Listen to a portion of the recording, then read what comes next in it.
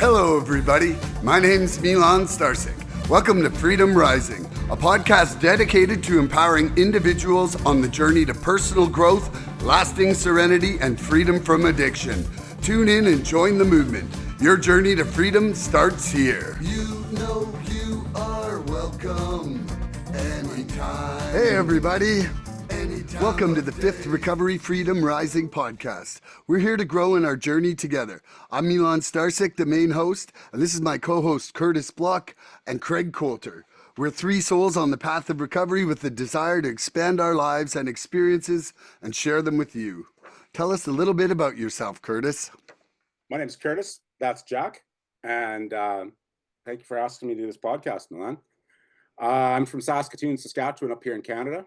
And I've been in recovery for on and off 4 years. I've learned a lot, and I've made a lot of progress in the last 10 months. That's my clean time.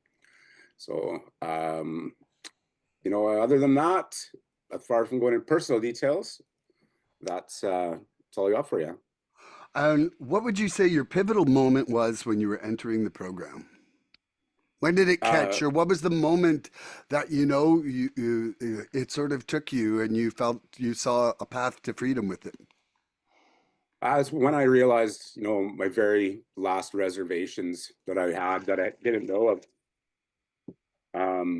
So I unbeknownst to me, I was holding on to reservations that kept me sick, kept me kind of going back out, and it wasn't until then that I could really embrace the program and really start working the steps of this 12-step.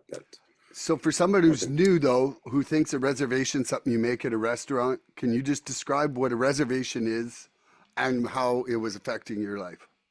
Reservation is something that you'll cling on to, that, the old what if this would happen, or if, and it's something that typically you'd want to take yourself out and go and use your DOC. Okay. And so for you, what was the reservation and how did you let that reservation go? Well, it had to do with my my partner in life, my wife, Lisa.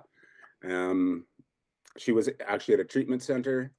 I was all alone, and she had given me the ultimatum that, if I'm in treatment and you're at home using, that she wasn't coming home. So that was pretty good incentive. But it wasn't actually that got me clean. It kept me clean and made me want to start working this program. It was more the fact that we could maybe be apart, that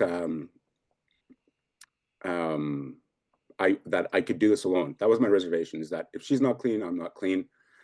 And, we just kept taking each other out over and over again for 4 years, pretty much. So it wasn't until I acknowledged that and accepted the fact that could be the new reality. And since then I've had great success. So, yeah. So would you say you changed your expectation of recovery at that moment? Oof. I don't know if I changed my expectation of recovery so much as I changed the expectations that I held myself to. Like I'm still new in this. Like I'm not. I only know what I know today. My expectations are limitless. Let's say that, as far as recovery goes, and like I think as long as I continue to work and really just check myself on a daily basis, I can do pretty much anything. Like I don't, there are certain things I fear, but it's a different kind of fear than it used to be. Expectations as far as what recovery can give me, it's already given me a life that I've never known. And, I was always quite troubled, a little bit sick at all times, So I don't know exactly how to answer that. I don't think there was a recovery expectation. It was more personal.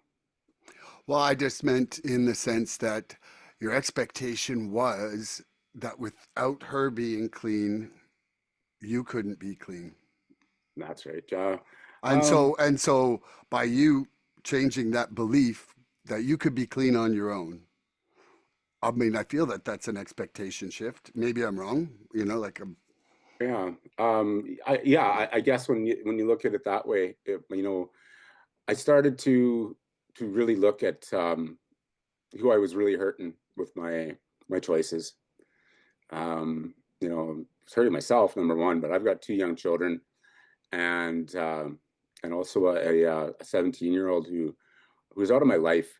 Yeah, and putting those couple of things together, like somebody had to set an example in our home. Um, that being said, she was in treatment at the time, and it was just it all came down to just not wanting to. Like, I didn't want to be that disappointment anymore. I'd seen it too many times on my kids' faces, and just it was it, my expectation of recovery. Like, I made that choice. It wasn't so much that it wasn't a change in like, my desire didn't change. It was more that yeah, I guess it was a shift. It was I just expected more of myself at that point. My personal recovery, that's where my expectation was that I would stay clean. Right. One thing that did occur to me, like when you were thinking about everything with her, because I know for me, like you touched on fear. And for me, there sometimes is a lot of fear with getting clean, working the steps, getting sober, because it sort of implies that you're going to have to start making decisions that might affect the things that you don't want to change. And was it ever something that occurred to you or scared you or maybe made you not want to, the fear that if you got clean and you started making healthy decisions and started thinking for what's best for you and your kids, that like your wife might not do the same, and then therefore that might be something that you can no longer like it might not work out. Like, do you think Mm. that's something that was in your mind somewhere? That's that really didn't cross my mind when I made the choice. Um, it's come up since then. She still struggles, but the big thing about this fear is that what do they say, the like fear and hope are opposites, right? So I still have hope, right? Like, I try not to give up. There are some days that are harder than others. There are times when I have given up, and we get right into it. Um, and everything looks pretty bleak for a little while, and then something changes where it's more my approach. I think just my like saying it kind of hard on her. I don't think I'm like holier than thou or nothing, but um, recovery's been pretty easy for me since I started working steps, and I just want the same freedom for her. But yeah, like, that crosses my mind, and it is scary. But like, I I don't let it It's difficult. It's I don't let it difficult too, right? permanently Because it like, doesn't permanently affect how I look at the situation. Um, right. and so yeah, sorry, go ahead. No, no, no. I'm sorry. I thought you were finished. My apologies. So it's this little lag that Zoom's got, kind of makes it a little Yeah. difficult, eh? Unfortunately, on a daily basis, I'm a slave to whatever the internet and the technology wants to do, which is rarely what I want it to. But that aside, it occurred to me when you were just talking that I think something on the topic of expectations that can be challenging as well is like the difference between having an expectation and setting a boundary, right? Like, and in your situation, I would imagine that's exceedingly difficult right now, and understanding inside yourself the difference, right? That's right, Colter. Milan and I touched on this when we had a lengthy conversation yesterday. And it's funny because I'll reference this right now. Well, first of all, I was listening to a meeting. Somebody in one of these meetings that I go to said one day, the opposite of expectation is reality. And, I think a lot of the times I don't, like, I'm not real with really what's going on. Like, I think that everything should be able to be under my control. But the reality is that I don't control anything, and especially other people. So these boundaries, expectations bit, I've said it lots of times. In fact, I've talked to therapists about it, like, what's a boundary and what's an expectation? Milan, did we not look at the definition of expectations and boundaries yesterday? We looked up boundaries. We were pretty sure we knew what expectation means. Do you want me to read it out again right now? Or You do boundaries, I'll do expectations. perfect. I'd love that. Yeah. I'll drink soda while you guys do that. Okay. Now, here we go. I've got expectations queued up here. I'll start there. Okay. So it's a noun. Okay, so a strong belief that something will happen or be the case. Reality had not lived up to expectations. That's interesting. A belief that someone will or should achieve something. One's prospects of inheritance. No, that doesn't sound right. But yeah, it looks like, it's a strong belief that something will happen or be the case. Yeah, that's a pretty. belief that That's someone pretty should reasonable. achieve something. Yeah, what's boundary, Milan? A boundary in life. Boundaries protect a person's personal or mental space, like fences that give neighbors privacy and help them feel safe. Boundaries are the physical and emotional limits of appropriate behavior between people. They help define where one person ends and another person begins. Whoa. That's a better definition than we It's found way more than yesterday. I was expecting. Yeah, that's That's awesome. amazing. Yeah, I love how defines where one person ends and another begins. You know, it does. Yeah, there's that's neat. and what I like there is exactly one of the things that we touched on yesterday was the physical and emotional limits of appropriate behavior between people, because um, for what I had gotten into about this yesterday was I had a very abusive fiance, emotional and physically, Colter, and and for the audience, and for me, that experience emotionally gave me so much trauma that it taught me what I will not allow into my life. Like any sort of physical abuse, but also any sort of mental abuse. And that is my limit of appropriate behavior. Like I'm not saying that my wife and I are perfect souls to each other all the time. But what I am saying is that even after 22 years, if we're stuck in a period of negative emotional abuse, I'm ready to walk because I have defined that boundary multiple times. Like I can't take certain treatment. I'm just too scarred and just won't have it. Like life is just too short to be sitting in that pit of abuse, right? Yeah, I think to, like, how that applies to me, and like in my relationships, I don't know if I've ever had emotional abuse out or inside like an intimate relationship, or not intimate, but like, with a long term partner in life. But I very well may have been that abuser. Um, and it's I don't know if it comes from the way my parents treated each other. There was definitely some emotional abuse in that relationship, and I find myself using it like a tool. Like, and I mean, when I say that, like, I don't mean I don't constantly get on someone's case on intentionally to particularly make them feel little. Whereas I think that's how it comes across. Well, obviously it does. Um, but I can nag.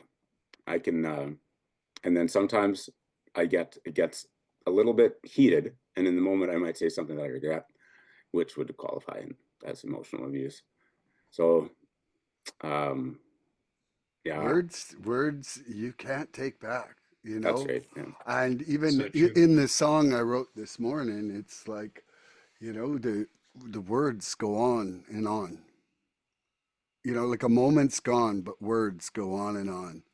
Mm. And the number of times something I've said to somebody or something that's been said to me that's echoed for years. Like I can still remember one of my teachers, like saying something insultive to me in grade two. Mm. So Right. it, like, it really, uh, um, as a child, it created actually, if we're on the topic of expectations, it created the expectation that I would never be good at that thing, what I was insulted about, you know? So Yeah. the power of words there. So how would you say you looked at expectations before recovery and now that you look at them when you're in recovery? Maybe let's shoot this one to Colter. Oh, dude, you know,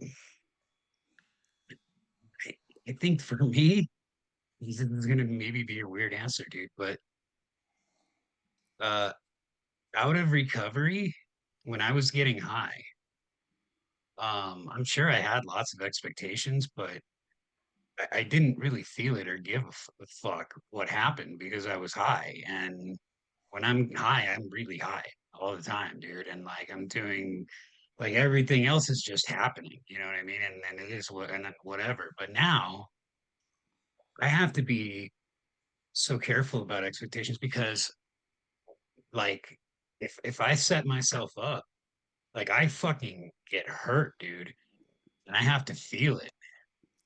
And it sucks like bad.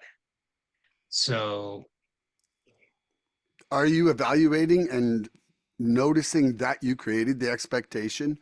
Or are you just kind of feeling perplexed for a while and not realizing that it was an expectation you created?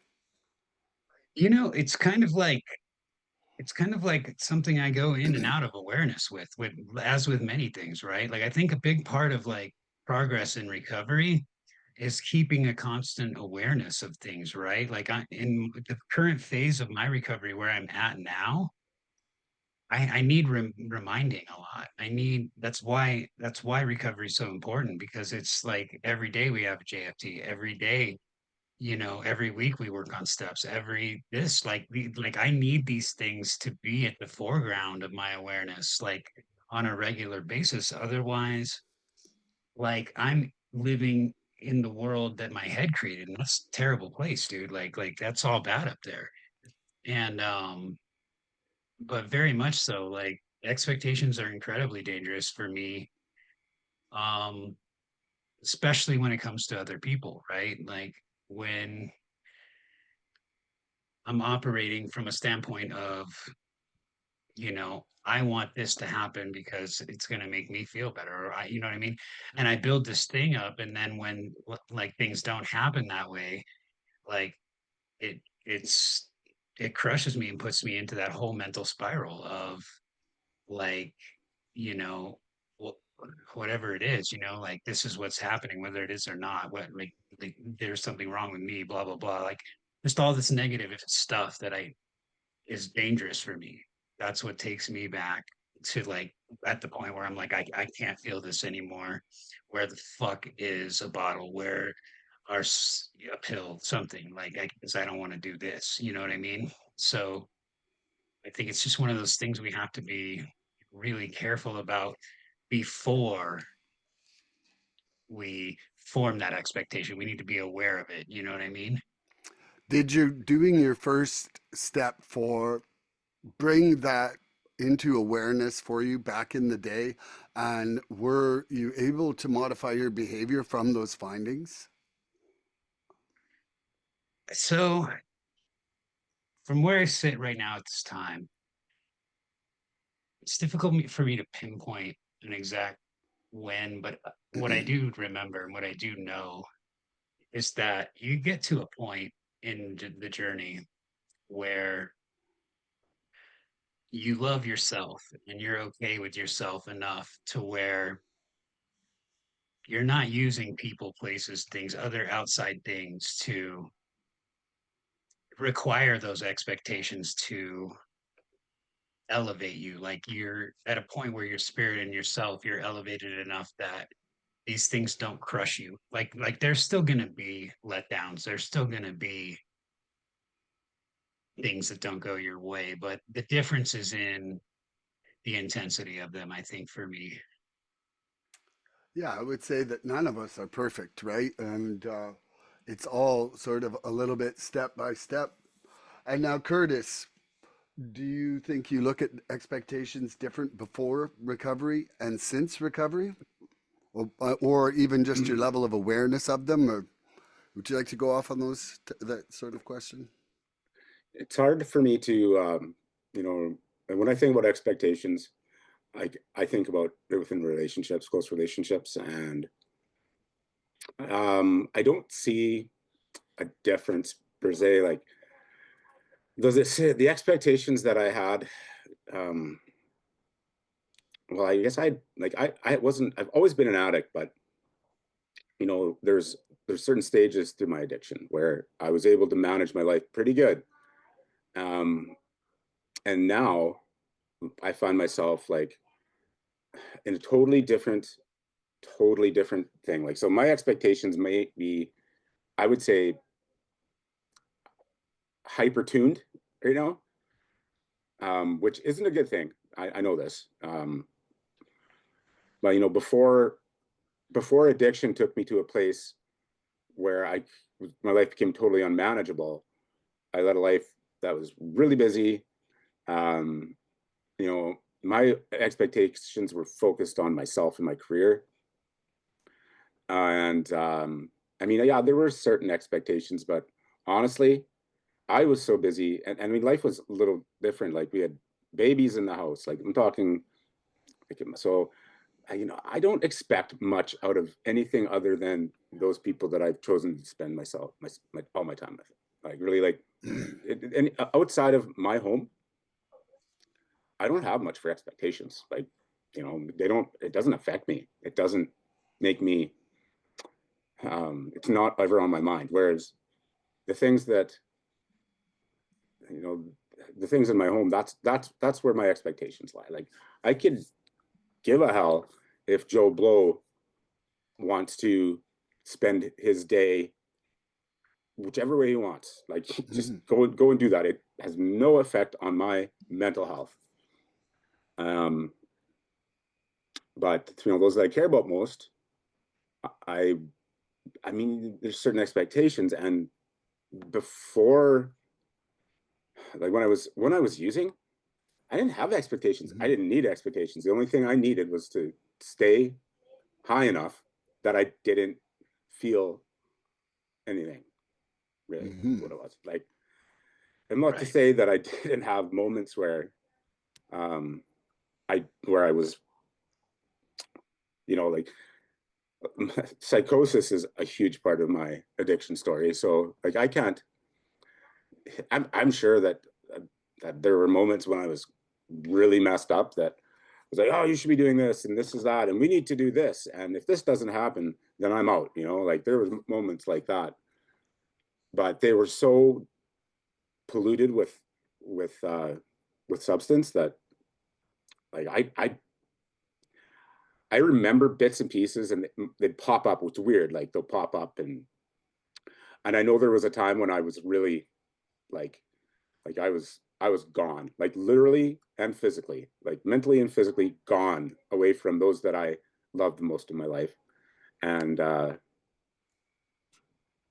maybe that was based on expectations. Like, but I mean, these were things delusions that I had conjured up that I thought were happening or weren't happening, or um, I can't even make a connection between who I was then and who I am now because they're so drastically different.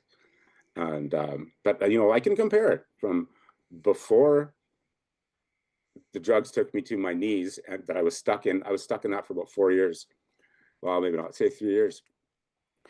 Um,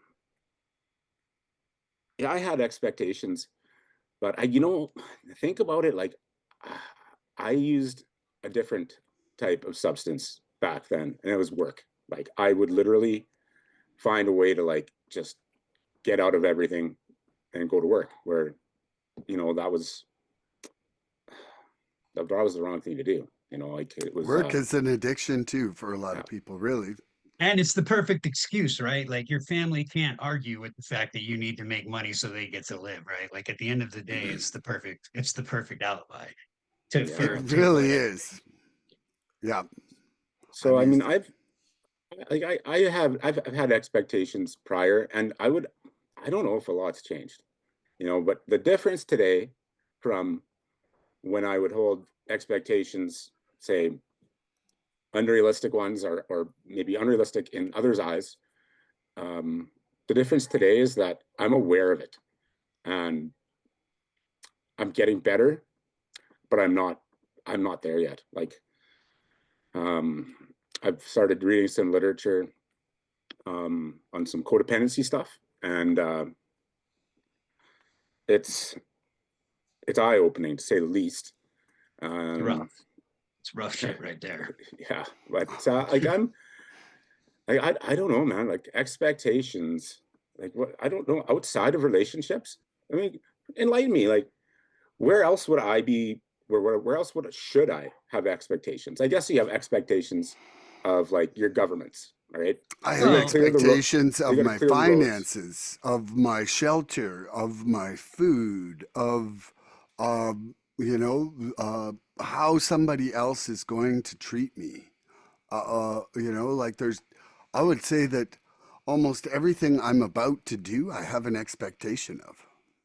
I think everything in life. I mean, dude, like from like the time we're a kid, you know, we're existing in this place and we're brought up the way we're brought up, right? And like, so we expect certain things. Like, if I throw this, it's going to hit the wall and make a noise. You expect the noise, right? Like, if you do a job, you expect to get paid, right? But the problem I think that we get into as well is with our family social dynamics, we are also taught that there are things as simple as that, like that should work as simply as that do not, right? And I think part of recovery is learning the difference between healthy and reasonable expectations and fucking unreasonable ones. Because in our mind, like the thing, like when you hit this on the desk and it making the sound is no different from some of the crazy shit that we think, right? But I So think if you look at your expectations, right? I think that the entire program of action that we do, this 12-step program, is designed for us to build acceptance so that our world isn't shattered when our expectations aren't met. Over yes. and over, it's like improving our reaction to the universe is how we gain our Yeah, serenity. I get that, Milan. Like there were so many little things that would take me out. Like honestly, if it didn't take much to go something that like that's exactly right. So I set the littlest expectations that weren't met would take me out. Like I just couldn't cope with it, and I would pick up. I didn't make that connection, but as little as like, um, maybe I went to the grocery store and I had wanted to get all these groceries, but oh no, now I have to get this for this because this is more important, and now I can't get that, and now I'm mad, and something clicks in my brain, and I would go and I would use over it, like something stupid little like that, Well, I I mean, and it's but remember little things too, right? but that doesn't It's that does not bother me anymore. That those kind of things, like I'm pretty zen, like But that's acceptance, well, right? think about it. Think about it with like just little things, man. Like just little basic communications. Like you're out and you say hello to someone, whether you realize it or not. The second you let that go, you're expecting them to say hello back. And then when they don't, you're like, fuck that dude. You know what I mean? Or, like when you tell the person you're with, I love you, and they don't say I love you back, boom, like suddenly you're like, oh, what the fuck? Like why is she like, what did I do? Or whatever, right? Like That's a pet peeve of mine. The return I love you expectation. Like, I want to say I love you when I feel it, not when I'm Yeah. summoned with it. Yeah. I have a real hard time with that because Yeah, but I love you now. I'm trying to. I love you too, but I now you derail me with love. But the thing is that I want to be honest, and if at that moment I'm not feeling love, I fucking don't want to lie to you about love. Even if I love you 90% of the time, I don't want to be a 10% liar. I hear you, man. It's Yeah, man. definitely, but it's definitely one of those things, right? That like Oh is so yeah, I've automatic. been on the frying It's pan 2 months ago. We had some guests over, and Michelle said, "I love you," and the other lady said, "And you're not saying it back?" And I was like, I'm not summoned to an I love you with an expectation. I'm, Like you're woo. held hostage. I was like right in the frying pan. Everybody there's like, woo. And I was like, shh. Little garlic prawn Starcic here. Yeah. So, okay, Curtis, you got a question for round robin here for everyone? Sure. When is an expectation unrealistic, and how would you lower that such an expectation? I think Colter wants to go on that. I could see him right away. well, like didn't one of you guys just say a minute ago, what's the opposite of an expectation? Reality, right? Like, I mean, Yeah. that's what it is, dude. Like it's I know that sounds like really cold and fucked up and dark, but like in reality, that's how it plays out most of the time, dude. Like, and like I think just being okay with that and accepting that is where we need to try to like strive to be because you know it's we live in a world of impermanence, right? And it's like you said, just because 90% of the time, like fucking you love me, bro. Like, what do I do in that 10% when you don't? Like, how, am I gonna be able to get through that without fucking ripping everything to shreds or not, dude? Um, Mm. I don't So you're know, saying I should lie for that 10% just for your state of mind? Just dude. asking. No, no, I If I mean, knew if I honest knew question. the answer, if I knew the answer to what you're supposed to do versus what I'm supposed to do, I wouldn't be having all the trouble I'm having right now, dude. You know what I'm saying? I know. I'm just, just devil's advocate, throwing Yeah, it out there. I think the only thing any one of us can do is to learn how to be okay in that time when it's not going that way, right? Yeah. Like with or without it. Oh, yeah. I mean, obviously, and I think again, like since I was contrasting earlier, right? Like we're talking about, expectation versus boundary. Like I think also like, you know, discerning the difference between hope and expectation is something that maybe warrants looking at. Like, you have hope and faith and they're not the same thing as expectation, right? Like I hope that the thing I want to happen will happen, but like will I fall apart when it doesn't? Like that's the big thing, right? Um like I don't know. What do you guys think? Well, okay. Could you just repeat your question for me, Curtis? And then I want to go into, because I think it's going to tie into what Coulter was just mentioning. Well, my question was, what's an unrealistic expectation, and how would you go about lowering an expectation of that kind if you had to? How do you So move on past it? I think it's coming back again to acceptance. It's like my sponsor was saying to me when I just went through my step 5 here over the summer, and everything was rolling up to acceptance. And so Uh-oh. you have one choice at every point. It's either acceptance or you have, did it glitch out for a sec? Just a sec, Yeah. you're all right. Okay, okay. So you either have acceptance at a decision point, or it's going to be a resentment and a shortcoming and a character defect coming right up. So if your expectation is going to bring you to a point of sadness, anger, whatever your shortcoming action is going to be, right? Then, the only way to lower it is through acceptance. And I think whether it happens at that moment or in reflection and in a future action, it's about taking those steps to bring yourself into more acceptance every time. because otherwise you're just going to be bubbling over in shortcomingville, right? And Yeah. Right. like, and for me, it really is like, I think that this is where the step 10 comes in, and has to be part of a program, is that to continue to take this inventory, to see where your wins are and where your losses are, because you need to know where you reacted good through the day to be able to build on that action and behavior. And then where you've gone bad in the day, it's like, why did that go bad? Well, finding out that turning point in your thought process and having that awareness, like we were just talking about that in the meeting today, was, somebody, it was about awareness, being the first step in Yeah. change inside the program.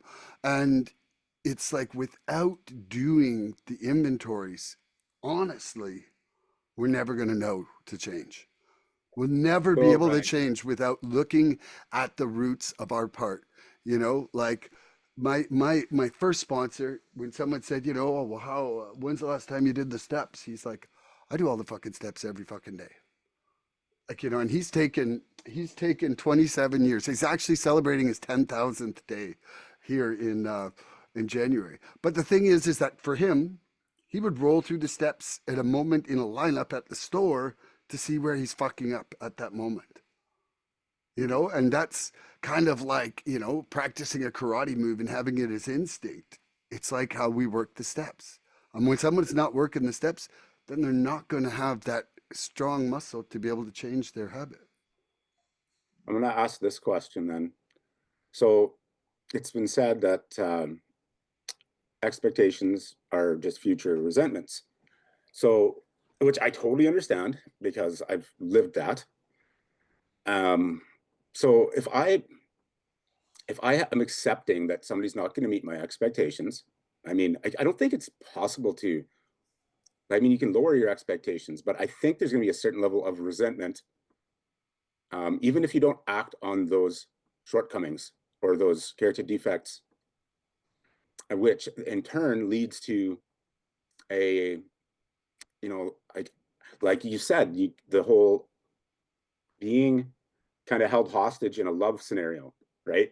So if say I've got something, but I hold on to it, I acknowledge that there's a problem, but throughout my day, throughout my week, now I have to adjust, like, like the whole I love you thing. Like, I would never withhold an I love you. I've never done that in my partnership ever. But I know I'm the like villain. certain other things that are possibly um certain other parts of an intimate relationship, or like it affects my mood, it affects the way that I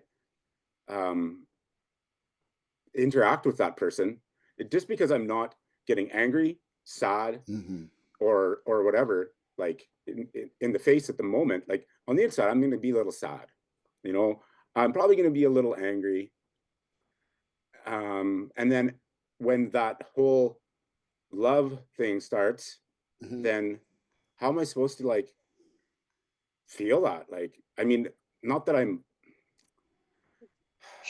don't know, like I find certain, like I've said this before in my close relationship, is like it's kind of unattractive, like when I'm when there's like my wife's an addict, Mm-hmm.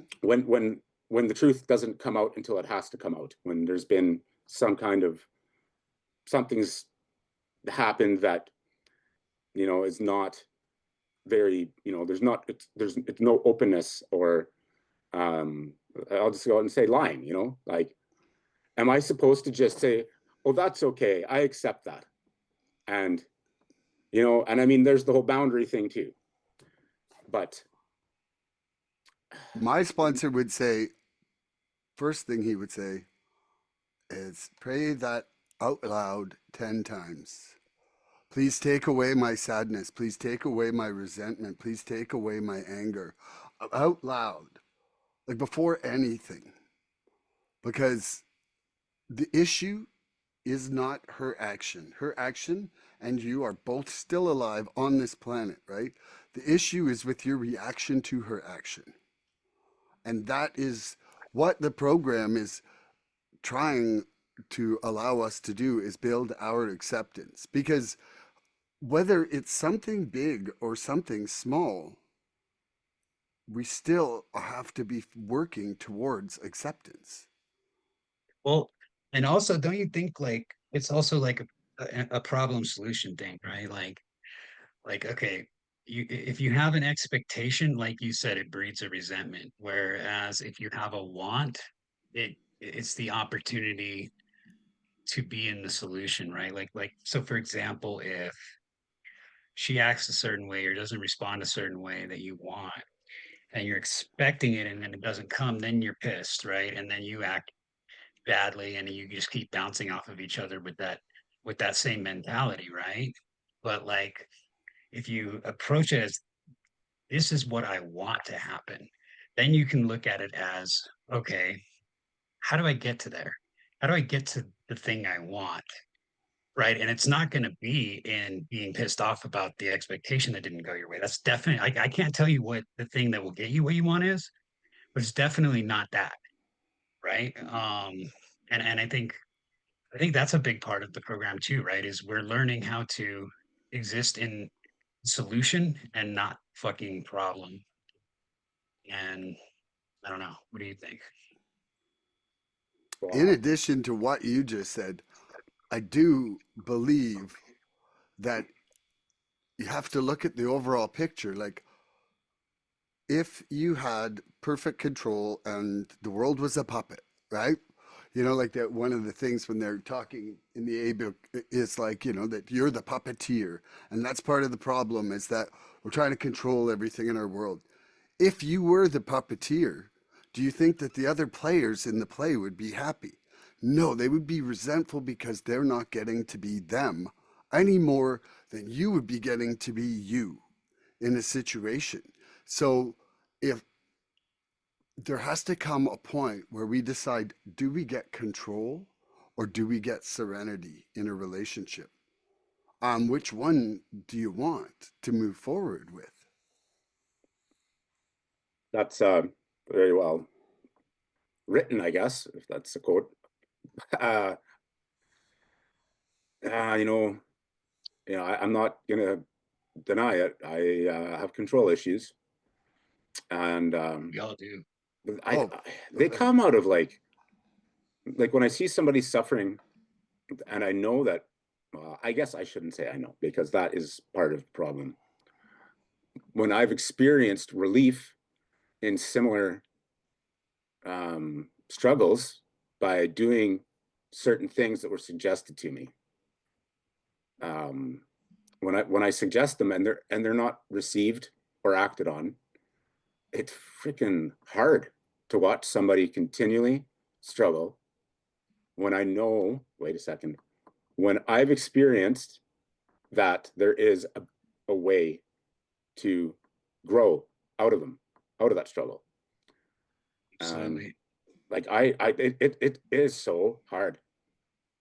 And I just I have these moments where I'm ready to give up, like what I can't do anymore. But you know, I often will use my higher power, prayer, meditation, whatever it is, just to clear my mind. And getting a good night's sleep will do the same thing. Like when I'm in the moment, it's impossible without clearing my mind. I am hyper focused on controlling that situation. And so yeah, like that's another thing this program has taught me, is that prayer, meditation, and sleep. I don't know if that's actually in the literature, but it's a huge part of, just take some time. Um, that's for me. That changes it. Like, I don't know. It's been a few days now since I had a run in. Let's say that, but I know that until I was able to calm my thinking, because I mean, I mean, I think we like I'm always going to be sick. I'm always going to have these defects, but I don't always have to act on them, right? So I can wake up the next morning, yeah, like something might throw me into a frenzy, but I don't have to feel that way the next day. You know, that's another thing about this program. Everything's one day at a time. Like, don't discredit yourself for what happened yesterday, because you can start new every day. Hell, you can start new every minute if you want to. And you know, and that's where that hope part comes in for me too. Like I, I'm not ready to give up. Like I'm not ready to give up my on my recovery, because well, I'm not ever going to give up on my recovery. But I'm not ready. I'm not willing to give up on others' recovery either. Now, don't you think though? Okay, let's just take a little inventory here. The fact that right now you've come together with a couple friends and we're talking about an issue that's really affecting your heart right now, and you're looking for a solution. Would you have done that 14 months ago? Huh. Like that just to me, the fact is that the fact that you're sharing with others, that you're looking for a solution, that you're trying to work on yourself, you're moving towards the solution. You know, whether it's at the rate that you want, the universe gives no shit. But the fact is that, here we are. Even 4 months ago, the three of us didn't sit down and talk about a discussion trying to better ourselves. I feel like that is some progress that, like if you got to put your hand right like this and just kind of pat a little bit like that, because, we're here trying to find some solutions. Yeah, there we go. Oh yeah. Look at him go. Yeah. But, um, yeah, I think, to me, I'm really proud of all of us for showing up all the time. You know, like there's rarely a day I don't see you guys right now. And if I do, if I miss, it's because of work or family, and it's no choice. Like, but other than that, I see you guys there every day. And you're not there because it's better than whatever else. Like, like you're there because you're looking for recovery. You're looking for community. And, and the fact that we've extended from the meeting to friendships and other relationships, and now, even trying to bring some of our meandering thoughts to others, like, I think it's a really great thing, you know? And Eh, it's really easy to have higher expectations on ourselves. But right Yeah, now, I think we're just exactly thinking where that. we should be, you know? Exactly. Yeah. Yeah. And it's okay that we are where we are.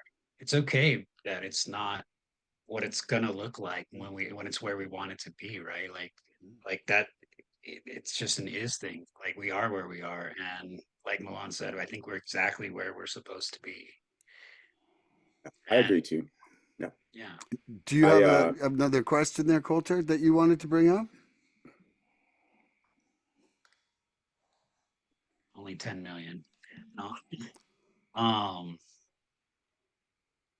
I don't know, man.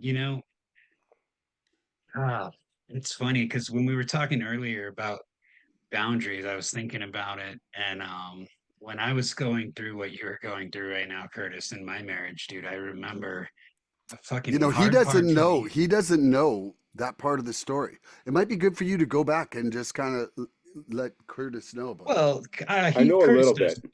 He I know a knows little like bit. like I was married and I was clean and I was dealing with when I was clean, my wife relapsing and having issues and all that.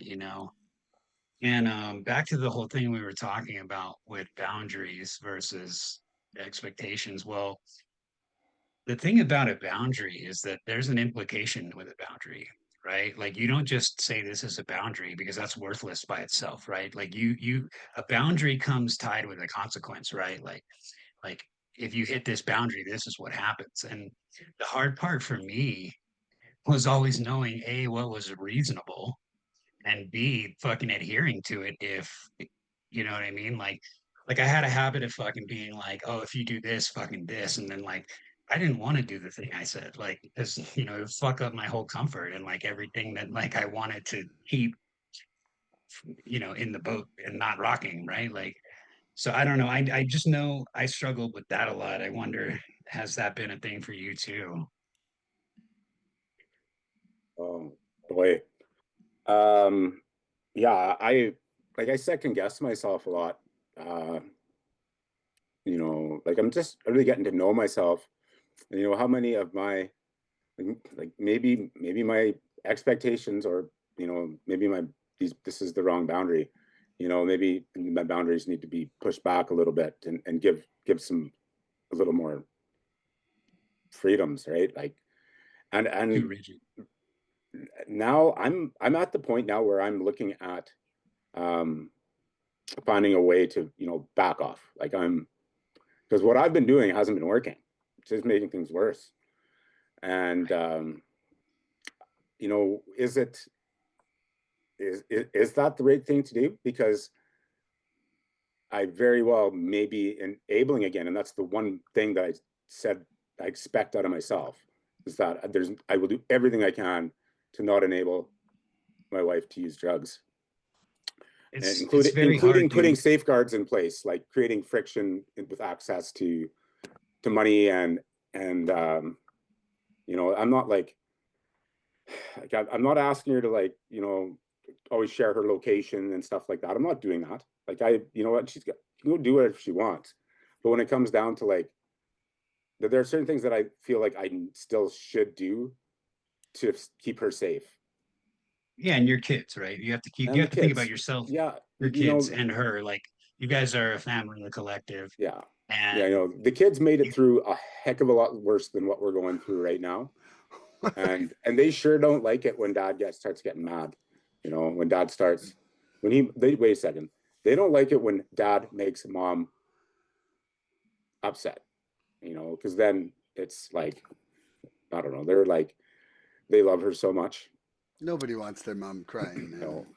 No. So but yeah, like I feel for you, Colter, because I've felt in our conversations, we've had a few talks about relationships, and I don't know. I sense a mild amount of regret at times with you. I don't like, just for the kids. Like I know you said it's been really hard, and I really want like I pay close attention to what you have to say about that. Like I don't want to do anything I'm going to regret right now. well, So it's kind of like just one of those things, dude, that like the program teaches us that we no longer regret the past, but nor do we wish to shut the door on it, right? But I feel like those waters get real muddy when our kids are in the middle of fucking what's happened, right? mhm. And you got to remember too, man. And I've come to learn this after because I'm in the long aftermath of my divorce and everything that went happened. Like I'm years past it now. And when I talk to my kids and like their resentments and their things that hurt them come out, they're generally not the things that I fucking think were a big deal, right? Like the things that were done that affected them the most were not things that I was even aware of, like or thought about until they brought it up. And so I guess a lot of what you sense from me is, the thing I ponder about sometimes is like I don't think I could have saved my marriage. Like I don't think that was gonna work out. Like, but I damn sure could have handled it better because I fell off completely and fucking just, it went real bad, real nasty. And I don't wish the way it went for me on anyone, dude, and or anyone's kids, Like I think recovery, like I wish I had been in recovery and strong in a program when I went through all that because the fact that I wasn't created so much more damage that I'm still trying to fix now. You know what I mean? And so I think there's always going to be a better way to handle things, whether they're going the way you want them to or not. And I wish that had been something I could have been aware of and done better at.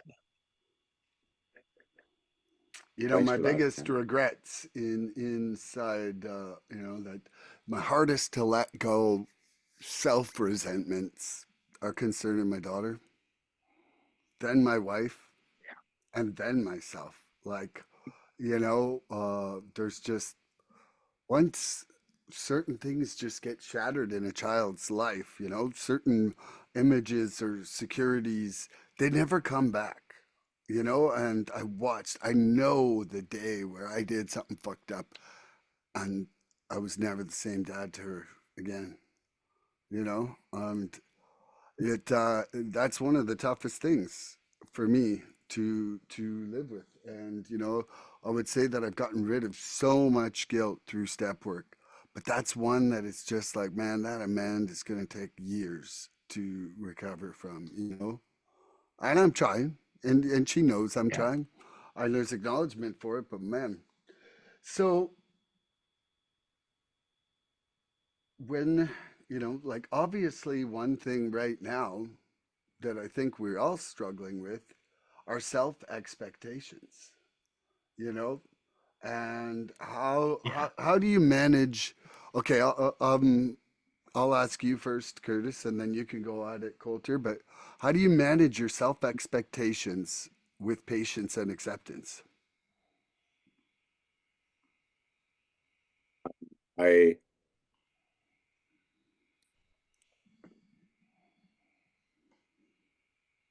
Patience and acceptance. So I guess I have to identify those expectations first. Like, I don't know if I don't, I've been taking it pretty slow as far as my recovery goes. I haven't pushed myself to just rip through the steps because I want to heal from something. I find the healing in the steps, and it doesn't matter how long the steps take me as long as I'm working on them. I feel like I'm making progress, and I don't think that I would be any further ahead if I was done my steps right now. I don't like, as far as my own personal feeling of well-being is like, um as far as like managing, like, long-term goals, like that's something that, after I lost, almost everything. When, I came from some privilege, and I burnt it all down. Like, I don't. And you know what? I'm happy because I didn't know what it was like to actually have to do anything for myself. Really, I was, but I didn't know that until I didn't have it. It's kind of weird, Um, but like now I've got certain expectations that of myself as far as like, um, financial. Let's just talk about money. Sure. Like, I want to be in a way better position financially, and I've kind of set a goal of 5 years to be at a certain point. And I've got a few things in mind, but I don't think I'm setting myself up for self resentment so much as, I think it's important to have goals. If you're not, I've heard, I listened to a podcast. Well, actually, he's a speaker. He's been on lots of podcasts, like big podcast names. And Jordan Peterson's a guy that, he's actually from Alberta. And he said, if you don't have goals, like, if you don't, and set your goals high, because the minute that you reach your goal, that's when you're like, you're gonna start doing less, right? Like, so you should always be striving for something. Like, always have high expectations of yourself, and be okay if you're not there, just as long as you're moving forward. And because it's more the little wins, I think, than it is the big ones. It's those daily wins, just staying clean, and um, staying clean is a big one. But that doesn't come without work. That's something that I've learned, that I can't. I need to do a meeting every day. Like, um, it's just something I do. I don't do step work every day. But there's certain little rituals that I've replaced with the bad ones that I used to have, that just, if I can do that inventory of myself at the end of a day and know that I didn't, go backwards, or at least even if it's this is a Canadian thing, Colter, but we have millimeters. If it's a millimeter ahead, that would be like what, a 64th of an inch. Yeah, I am familiar with the metric system, sir. Continue. So it's 150.8. I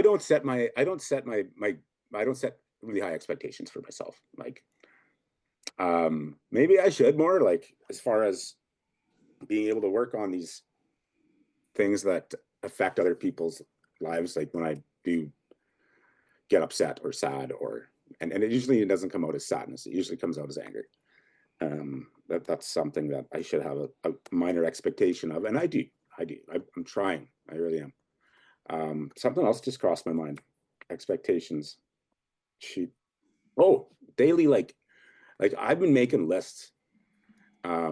And I do find myself, like, when like Saturday, that was yesterday. Yeah, that was yesterday.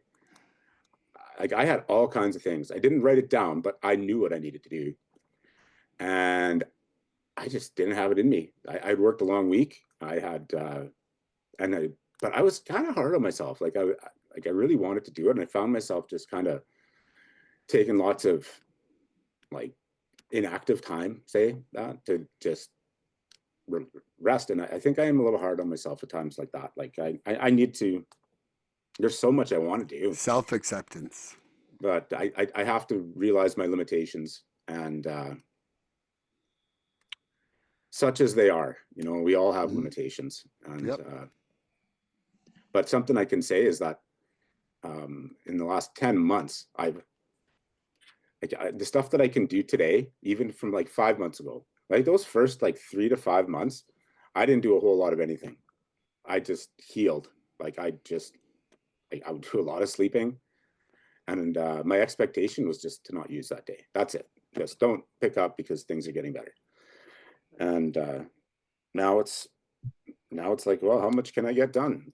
And it's funny because I had this long list of things to do yesterday. They wasn't actually written down, and I barely did anything. So anyway, like, I went to bed last night pretty early, and I'm like, in the morning, I'm just gonna get up and get to it. And I was up at 4 this morning. I was outside shoveling out the walks. I had other little things that I did. Like, I did more before 10 o'clock in the morning than I could have done in 10 hours 5 months ago. Like, and trying, because my brain wasn't working right. Like, now I can prioritize and, think just my forethought is like, it's back. And it's an amazing thing, this whole staying clean. It's something I don't remember ever having, because I was always on something from when I was like 17 years old till now. Since my brain's been fully developed, I have never been as mentally sharp as I am today. So I don't know, just I don't know where tangent I went off on there, but yeah, like, expectations are, you got to have them, but if you don't meet them, you can't be hard on yourself. That's it. It's the Yeah, acceptance of I it not mean, being there. Take your Colter. yeah, I think that's probably the biggest pitfall I fall into with getting shit done is like I got this giant like pile of shit that I need to do, and like shit that's wrong that I need to fix. And you know,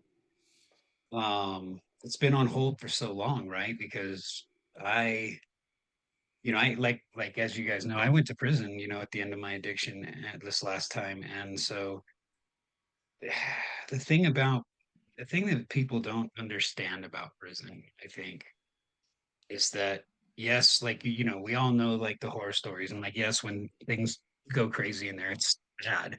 But that's not the reality most of the time in prison. The reality most of the time in prison is you literally don't have any responsibility or anything to worry about.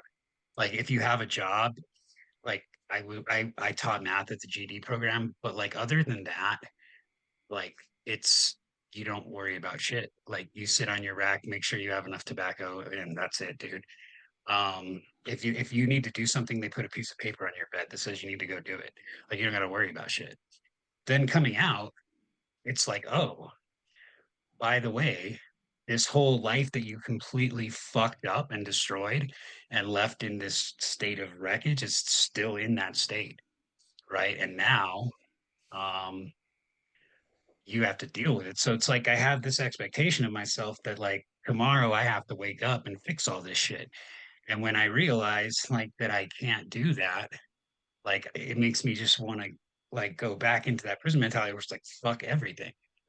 Like I'm not gonna worry about any of this shit and I'm just gonna do, I don't know, whatever, like to avoid it, like play a video game or this or that. So for me, I think what Curtis was just talking about is super, super important. Like I have to make things reasonable and realistic and attainable because I I expect me to be where I'm not and everything to be how it isn't, like really fast. And then when it doesn't happen, I'm like, well, fuck it all then.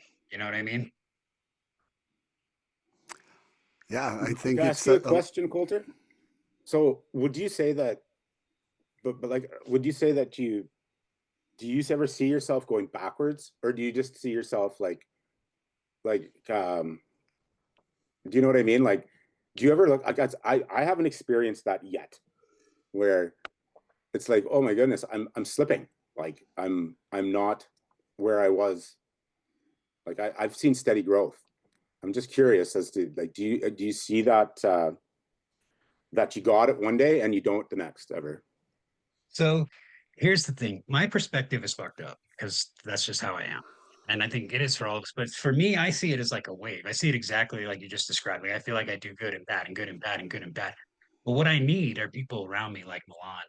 Like I have friends in my life, people that remind me that yes, it's a wave, but like where I am now versus the day I got out, it's a wave, but it's going up. You know what I'm saying? Like it's not staying level. Like it's a wave that's moving at an upward slant. So I still have highs and lows, man, but where I'm at right now versus where I was that day, they're very different. And I'm doing much better in a lot of ways. And I have to stay aware and conscious of that, or I will hit like the ultimate fuck it button, which is go back to using, right? Mhm. wow, Cool. that's pretty awesome. I feel that myself as well. It's definitely progress, and sometimes it doesn't look like it. But sometimes it takes the community I'm involved in, close friends, family members, to see. Like sometimes my self expectation is so high, I can't even see what I've done. You know, and like in the same way of delusional excuses to use. It's like self-deluded that I'm not getting anywhere. It's almost like my addiction telling me, it's not working. Mhm. And I'm trying not to listen to that voice. It was really great to get you on here today, Curtis. I'm glad you jumped in with us, Colter. Yeah. And I love you I hope guys, man. Thank you for having me. I love you guys, and I love everybody who's out there watching us. Thanks, everyone. Do I have to say I love you too now? You don't. I do. I You love you better. guys. I love you guys. He might. If you like what you've seen, please subscribe and share this podcast. We're looking for interaction with our audience, so please email recoveryfreedomrising@gmail.com with questions, or contact Milan South Okanagan Starcic on Facebook with topic suggestions or comments. We'd love to hear from you, and we're hoping to create slideshows of the freedom rising in your lives. Please send any photos of you flourishing in your life as a result of the recovery. Tune in next episode for more fun recovery. See you later, everybody. You guys want to wave with me? Bye-bye. Hold on. Yeah. Anytime of day.